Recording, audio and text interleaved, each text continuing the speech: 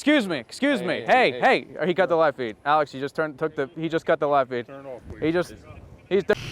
We went up there, me and Josh, and we rolled up, and I asked them for their ID, and I guess the military police at the Utah NSA headquarters didn't like that too much. And I said, well, you get our information all the time. I want to see your ID. And of course, they arrested us, took all of our videos. But we're too dumb to actually erase them. Too dumb to actually erase them. Took everything we had. It was on live stream. I kept saying, this is being live streamed. People already see this. This is being live streamed. This is on air to millions of people. And they told us if we came back, we'd be put in a military detainment center. For me, going into a parking lot, I couldn't even get to their HQ. Went to their parking lot. But if you were ISIS, they would give you weapons. Yeah, if I was an undocumented migrant, I'd probably be let in immediately. But the whole point is, these people are taking down America. Exactly. We do these stupid, it's a silly globalist things takeover. to make a point. We're an open, free society. They are just carving us up. And we're just here showing what a joke it is. Exactly. We're just here desperately trying to get people to become aware of, are we land of the chumps, home of the schmucks, or are we land of the free, home of the brave? Anthony? Exactly. It's a stunt to show what they're doing in a more abrupt way, where this actually happens in a way that you can see it. We walk in, they get upset, but your information is being stolen and you're not upset about it, right? We go in there, they get upset. We go in there and they freak out that we're at Google and that we dare even anything they do, but they can record everything we do, and that's fine. Should humans all just commit suicide en masse?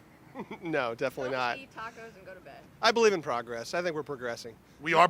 Well, the IQs are dropping, and the brainwaves are dropping, and the neural tissue is rotting. So we're not progressing I think according. it's 3 steps forward and 2 steps back. But I think generally things are progressing. And the people running things, they love us.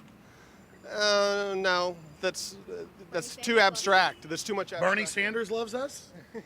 Old Bernie said China has really great babies' rights, infant rights. Yeah. Okay. Do you agree with that? I've made my statement, and that is all I'm going to say. Just Bernie Sanders is great, but don't back up with Bernie Sanders up. Well, there's never going to be. What about China, like killing 50 million girls, and even including after they're born? You don't even know about that? See, she doesn't know. That's a shield against that. And so Bernie Sanders is great, and China has the model. Time to go. Hey, bye. Thanks, Alex. Bye. Hey, take care, man. Take care. Be safe. See, it's all funny. Bernie Sanders is going to save us, but China has got great stuff for babies. And then, like, kind of videotape, like you videotape us, we videotape you, like we're intimidated by that. We go up against the New World Order. But see how they've instilled a love of destruction, a love of enslavement in these people? Well, there you go, ladies and gentlemen. Alex Jones inside Google, simply saying, hey, you watch us, we watch you. And we're going to recommend InfoWarriors in the next few weeks. Come down here by the thousands and come in with your phones and do live reports surveilling them. They won't be able to stop the signal. Alex Jones for InfoWars.com. If you're watching this transmission, you are the resistance.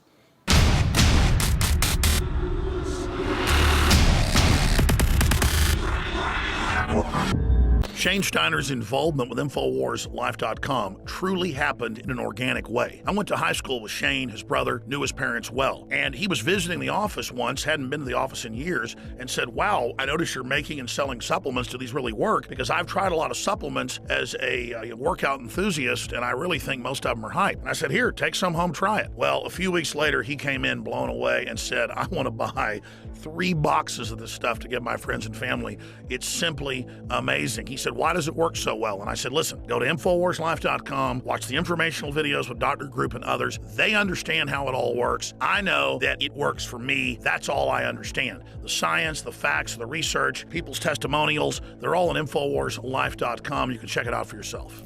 I wanted to go to the gym. I wanted to push myself and work out harder, and that led to me being able to come out and do stuff like the barefooting and the surfing and stuff like that, which I would have never done. I never would have done that 2 years ago. Shane has said over and over again, more than just libido and energy, it made him want to get into the gym more. It made him want to get in better shape. And believe me, the Steiners have amazing genetics. His brother is a world champion steer wrestler. His dad, Bobby Steiner, is a famous world champion bull rider. They've got natural genetics. But when you added this to the mix, in Shane's own words, it took him to the next level.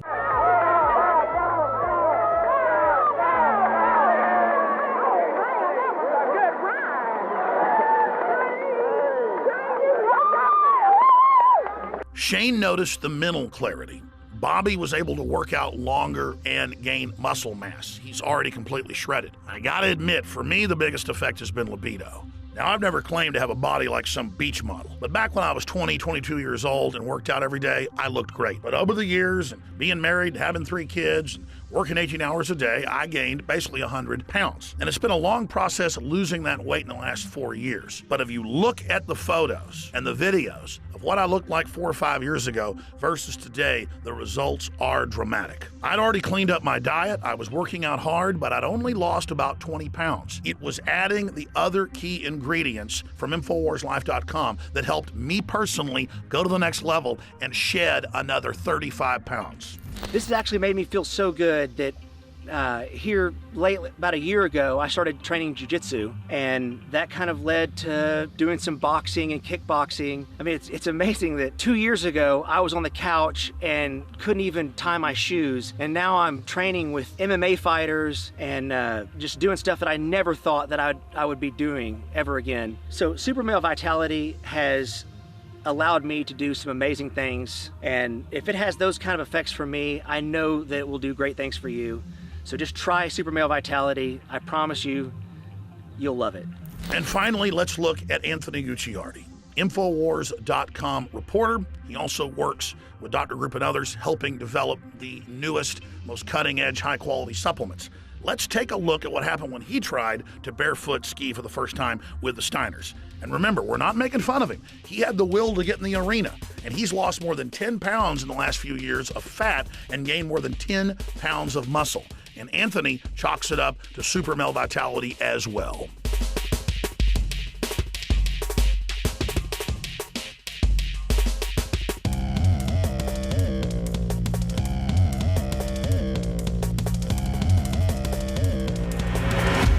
Bottom line, folks, you want to discover the power of Super Male Vitality and Super Female Vitality for yourself by visiting InfoWarsLife.com today or by calling toll-free 888-253-3139. Well, tonight we're joined by Roger Stone. Of course, he has a very long history with presidents throughout history. He's written 3 books. This is the 3rd book we're going to talk to him about tonight. But of course, he's written about who killed JFK, the case against LBJ, Nixon's secrets, the rise, the fall, the untold truth about the president, and Watergate. And now this book that we're going to talk to him about tonight, Clinton's War on Women. I'm very anxious to talk to Mr. Stone. He's a political consultant, a lobbyist, a strategist, and of course, you have been there for a long time at the epicenter of history, really. Yeah, I like to say I spent 40 years in the corroded rectum of the two-party system. You know, I worked on the Senate side for Senator Bob Dole as an assistant to Dole. I worked on the House side as an assistant to Congressman Robert Steele. I was a lobbyist, which is the job I liked the least.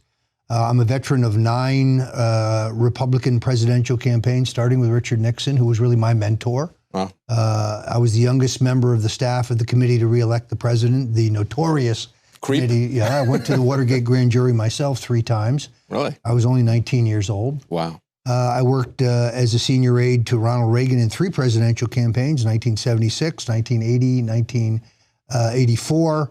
I reluctantly came in at the end of the 1988 election to help George H.W. Bush. One of the things in my life I regret. I dropped in for the recount because Jim Baker, who had been Reagan's chief of staff, was a friend and someone who I owed politically. And in my business, if you don't pay off your debts, you're out of business pretty quick. And then, frankly, with the nomination of Mitt Romney, despite my long sentimental attachment to the Republican Party, I left to become a libertarian. I just couldn't stomach the fact that the Republican Party of Barry Goldwater, a party dedicated to small government and fiscal responsibility and personal freedom and liberty, had become the Wall Street Party, had become the party of endless war, erosion of civil liberties, massive debt, spending worse than the Democrats in the Bush years, far worse. I couldn't take it anymore. So, and of course, what Romneycare was essentially the same as Obamacare. He had done that with Ted Kennedy, a perfect example of how at the top they're exactly the same. What aggravated me was that Romney's running around the country saying, Ronald Reagan, Ronald Reagan. You know what, in 1980, you know who he supported for president? Paul Tsongas, the left-wing senator from Massachusetts. Sure. Mitt Romney wasn't even a registered Republican until he ran for governor, and then he became a Republican to run. So he's just an opportunist. and he couldn't even sound like I'm a severely conservative. What does that mean? Yeah. The guy couldn't even talk the talk, never mind walk the walk. So I helped Governor Gary Johnson, who's a very accomplished and pro-freedom, pro-liberty, two-term governor of New Mexico, who had a great track record for economic growth and personal freedom. I helped get him on the ballot in 48 states, and I found that to be both a great experience and a very frustrating experience, because the Presidential Commission on Debates is not appointed by the president. Right. It's not a commission, and it's not about debate. It's about limiting debate to the two Tweedledum, Tweedledee, two-party duopoly that stand for the same thing. They didn't want anybody to know that there was a third choice. And of course, this is a guy who was a very popular two-term governor as a Republican of a Democrat state. And they would say, you're not going to be invited to the debates because you didn't show up in the polls. But they wouldn't even put his name on the polls. Well, it's a self-fulfilling prophecy. If you're not in the debate, you can't rise in the polls. And if you don't rise in the polls, you can't get in the debate. And if they don't put your name on the poll, you're not going to do well on the poll either. So they've got it rigged multiple angles. Yeah. And they changed the rules. As Ross Perot found out in '92, when you reach a certain level, or with Ron Paul at the Republican National Convention, you needed 6 states to have you needed a majority of 6 states to vote to have your name put on the ballot. So when Congressman Paul got to 6 states, they quickly changed the rule to 8. Yeah. They did the same thing with Gary Johnson. You needed to have you had to reach a certain number of the votes in 2 successive polls. So when he met that threshold, they changed the rule very quickly to 3. Yeah. They didn't want the people to know that there was a candidate who wanted to end the war in Afghanistan. They didn't want people to know there was a candidate who'd have legalized marijuana and ended the war on drugs. They didn't want them to know that there was a candidate who would repeal the Patriot Act and the NDAA. They didn't want people to know that those alternatives were even available. I met a very rich woman the other day, hedge fund manager, pro-liberty, and she said, I just didn't know what to do. I didn't want to vote. I didn't like Obama and I didn't like Romney, and I just felt I had no choice. I said, well, what about Governor Gary Johnson? She said, who?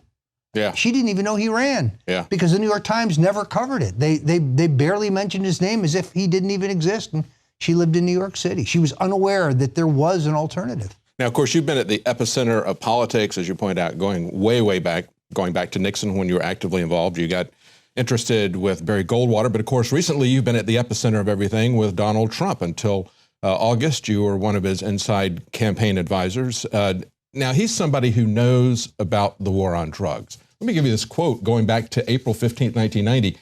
He met with some people. He blamed the country's drug problems on politicians who, quote, don't have any guts. He said enforcement efforts were a joke. He said we're losing badly the war on drugs. He told 700 people at the luncheon Friday, you have to legalize drugs to win that war. You have to take the profits away from the drug czars. You and I both know that's exactly true. Yes. As libertarians. So yes.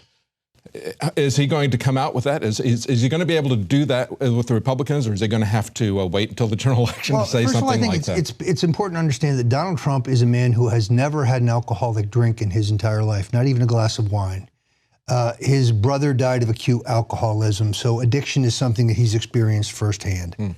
But he understands that incarceration, which is very expensive and ineffective, is not the solution to the problem, and that the enforcement efforts are just expensive and failed. So, yeah, I think he would seek to view drug addiction as a health problem, not a law enforcement problem.